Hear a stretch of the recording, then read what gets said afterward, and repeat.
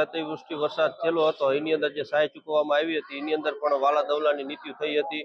ઘણા એવા ગામની અંદર પૂરતા પ્રમાણમાં પૈસા આવ્યા છે, ઘણા ખેડૂતોને ખાતામાં પૈસા નથી આવ્યા। હાલમાં જે સરકારશ્રી દ્વારા નિર્ણય લેવામાં આવ્યો છે પાછળથી એની અંદર પણ સબળકા થયા છે, કારણ કે 2000 ને 3000 ને એવા પૈસા નાખવામાં આવ્યા છે। ખરેખર રીતે તો ખેડૂતોને જે હેક્ટર દીઠ 22,000 રૂપિયા જે નક્કી કરવામાં આવ્યા હતા એ જ રીતે પૈસા આપવામાં આવે।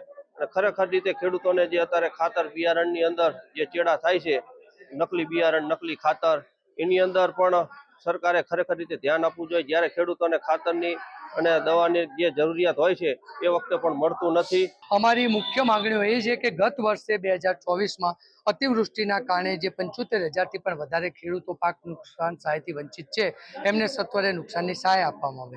ડીઆરઆર કચેરીના પ્લેટફોર્મ ઉપર વર્ષોથી જમીન માપણીના કેસો પેન્ડિંગ છે, એનો સત્વરે નિકાલ કરવામાં આવે। ગુજરાતના બીજા દૂધ ઉત્પાદક સંઘો જે પ્રમાણે દૂધના પોષણક્ષમ ભાવ આપે છે એ જ પ્રમાણે સુરેન્દ્રનગર જિલ્લામાં પણ પશુપાલકોનું હિત કરવામાં ના આવે, એને પૂરતા ભાવ આપવામાં આવે, ન કે તમારા દૂધ ઉત્પાદકોના પૈસેથી સુરેન્દ્રનગર જિલ્લાનું કમલમ ચાલે।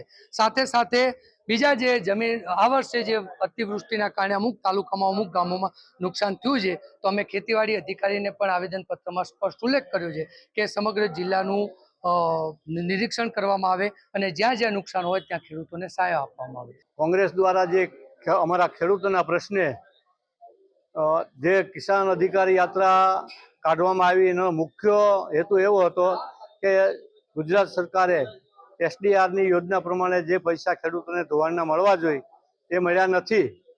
તો કોંગ્રેસ જે માગણી કરી રહી છે કે એસડીઆરની યોજના પ્રમાણે ખેડૂતોને 1 હેક્ટરના 22 લેખે 2 હેક્ટરના 44,000 રૂપિયા મળવા જોઈએ।